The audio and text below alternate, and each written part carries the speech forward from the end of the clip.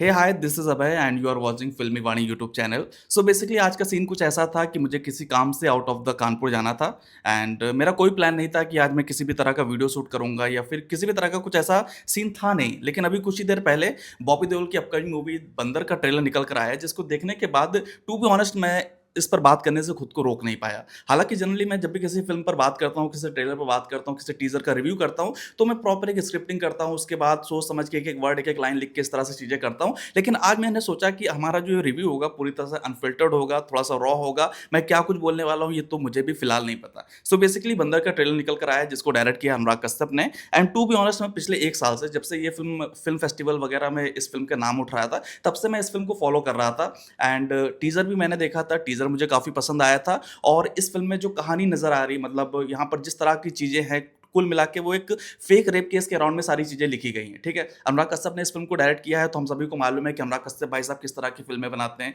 गाली-गलौज होता है, उनका फ़िल्म मेकिंग स्टाइल हमें बहुत अच्छे से मालूम है। साथ ही साथ एट द सेम टाइम वो जो बंदा है, वो एक बेहतरीन सब्जेक्ट उठाता है, इसमें कोई भी दो राय नहीं है। सो बेसिकली इस बार ये जो फ़िल्म है, ये एक फेक रेप केस के अराउंड में होने वाली है और यहाँ पर बॉबी देओल का किरदार जो है, वो एक काइंड ऑफ सेलिब्रिटी वाली पर्सनैलिटी रख रहा है। इसके अराउंड में किस तरह से उनके उनकी लाइफ़ में जो उथल-पुथल होगा और जब कोई किसी बंदे को एक फेक रेप केस में फँसा दिया जाता है, तो उसके साथ जेल के अंदर क्या कुछ होता है, इस पर बहुत ज़्यादा ये फ़िल्म फ़ोकस करने वाली है। रिसेंटली हुआ ये था कि जॉन अब्राहम ने भी एक मीडिया इवेंट में या फिर मीडिया इंटरव्यू में इस तरह की बात कही थी कि बॉबी देओल ने बंदर फ़िल्म में जिस तरह की परफ़ॉर्मेंस दी है, वो सीरियसली इंसेन है और आप देखना ये फ़िल्म बहुत ज़्यादा हिट करेगी। इनफैक्ट बॉबी देओल को लेकर मैं ये कहना चाहूँगा कि बॉबी देओल के ऊपर अभी हमने इसी चैनल पर हमारा लास्ट वीडियो बॉबी देओल पर ही था, जहाँ पर हमने खास तौर पर कहा था कि भाई साहब एनिमल के बाद और या फिर एनिमल से पहले आश्रम थी, इसके बाद क्लास ऑफ 83 थी, इससे पहले लव हॉस्टल थी। मतलब यहाँ पर जो बॉबी देओल की परफ़ॉर्मेंस निकल कर आ रही थी, वो सीरियसली इंसेन थी। लेकिन एनिमल के बाद क्या होता है कि बॉबी देओल के पास बहुत तरह-तरह के ऑफ़र आने लगे। लेकिन आप एक चीज़ गौर करो कि बॉबी देओल के पास जो ऑफ़र आ रहे थे,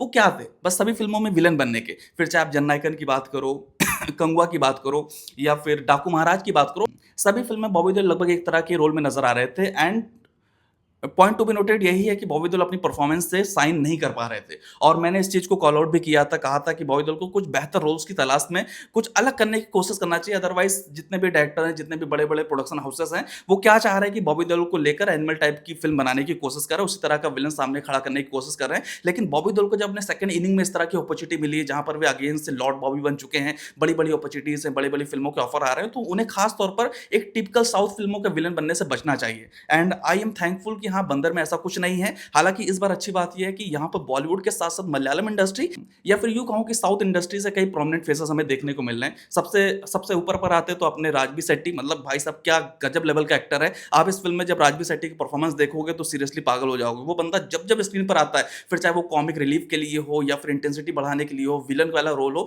हर तरह राजबी शेट्टी जो है अपनी परफ़ॉर्मेंस उन्होंने साइन किया है। सो यहाँ पर राजबी शेट्टी काफ़ी मतलब जेल में कैदी के तौर पर नज़र आ रहे हैं और मैं समझ सकता हूँ कि भाई साहब बॉबी देओल के अगेंस्ट, यानी कि बॉबी देओल का सामना जब राजबी शेट्टी के साथ होगा तो ये बंदा बॉबी देओल को खा जाएगा, इतना इस बंदे में दम है। आप इसके लुक पर मत जाइए कि पतला-दुबला, बाल भी नहीं है, ऐसा कुछ नहीं है भाई। राजबी शेट्टी का ऑरा, स्क्रीन प्रेजेंस, उसकी चाल पर जैसे ही वो बंदा स्क्रीन पर दिखेगा तो राजबी शेट्टी सीरियसली नेल कर देता है। सो बेसिकली राजबी शेट्टी, इसके अलावा पृथ्वीराज सुकुमारन के भाई हैं, तो कुल मिला के अनुराग कश्यप साउथ बेल्ट में उनके जितने भी कॉन्टेक्ट्स थे, उन सभी को उन्होंने यूज़ करके बंदर फ़िल्म बनाई है। और यहाँ पर मैं कहना चाहूँगा कि अभी तक अनुराग कश्यप की जितनी भी फ़िल्में आ रही थी, वहाँ पर कोई स्टार फेस हमें देखने को नहीं मिल रहा था। इनफैक्ट अपनी पूरी फ़िल्मोग्राफी में अनुराग कश्यप ने उन एक्टर्स के साथ काम किया जिनको मतलब बहुत ही बैंकेबल स्टार नहीं माना जाता। मैं ये नहीं कह रहा कि बॉबी देओल कोई बहुत बड़े बैंकेबल स्टार है, मैं ऐसा नहीं कह रहा, लेकिन उनकी जो एक इमेज है, उनकी जो पर्सनैलिटी है, वो ए, बी सेंट सी सभी सेंटर्स में बहुत अच्छे से जाने जाते हैं। एक स्टार इमेज है, एटलीस्ट इतना तो हम मानेंगे। सो बॉबी देओल की एक स्टार इमेज है और अनुराग कश्यप उस फ़िल्म को बना रहे हैं, तो फ़िल्म कहीं न कहीं एक मोमेंटम तो बनाएगी।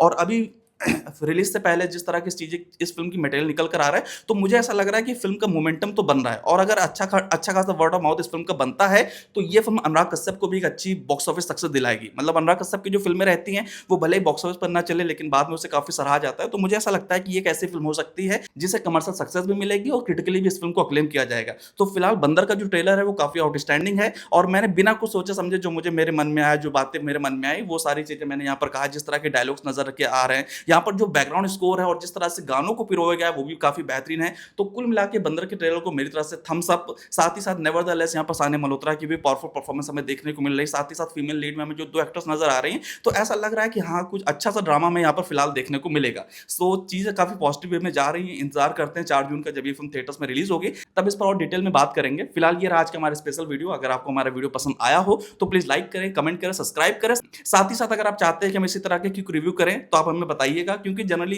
फ़िल्मों के रिव्यू इसलिए मिस हो जाते हैं, क्योंकि उसके लिए मुझे काफ़ी प्लानिंग करनी पड़ती है, काफ़ी चीज़ें प्रोसेस में करना पड़ता है। लेकिन आज जो मैंने किया है, लिटरली मैं आपको बता रहा हूँ 5:38 हो रहा है, यानी कि 5 मिनट और 38 सेकंड हुए, इतने में ये वीडियो कंप्लीट हो चुका है। सो काफ़ी मुझे ये प्रोसेस भी अच्छा लगा। बहरहाल अगर आपको हमारा ये वीडियो पसंद आया हो, तो प्लीज़ लाइक करें, कमेंट करें, चैनल को सब्सक्राइब करें। आपका बहुत-बहुत धन्यवाद।